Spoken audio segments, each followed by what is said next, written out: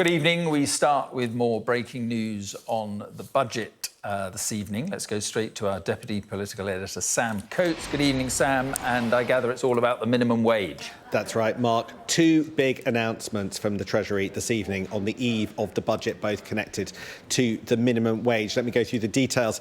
The first is that the main rate of the minimum wage will rise to £12.21 an hour next week. That is a 6.7% increase ahead of tomorrow's budget.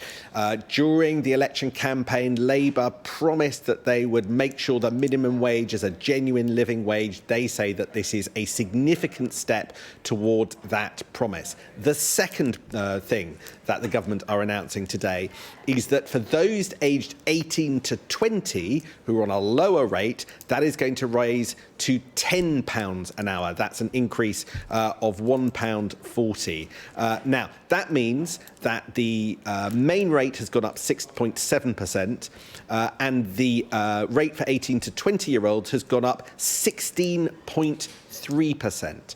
Now, Mark, that is an increase in the amount that businesses will have to pay. It will be welcome. It is welcomed by low-pay campaigners. It's welcomed by the trade unions. But business groups like the Confederation of British Industry, the CBI, are nervous because they say it makes it harder for firms to recruit and pay because of the additional costs they have to foot.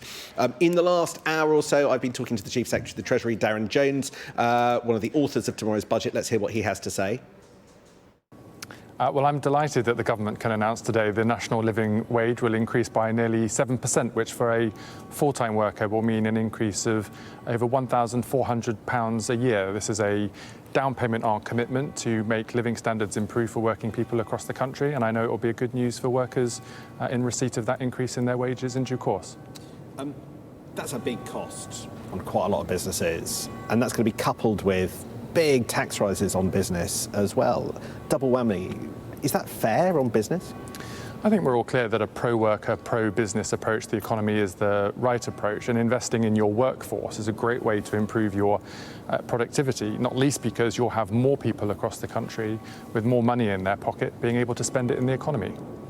Will you really still be able to say that growth is this government's first priority after this budget? Growth is the first mission of this government, and it's core to our approach to the economy because we know after 14 years of failure from the Conservatives, the only route to sustainable financing for public services and to improve the living standards for people across the country is to get growth back into the economy, and that's what the budget will deliver tomorrow. Final question. How important is it for politicians to keep their manifesto promises? I think it's very clear that this Labour government will keep its promises. The Chancellor and the Prime Minister have set out repeatedly that our promise to keep income tax, national insurance and VAT at the rates they are for working people across the country will be met in this budget, and people will see that in their pay slips.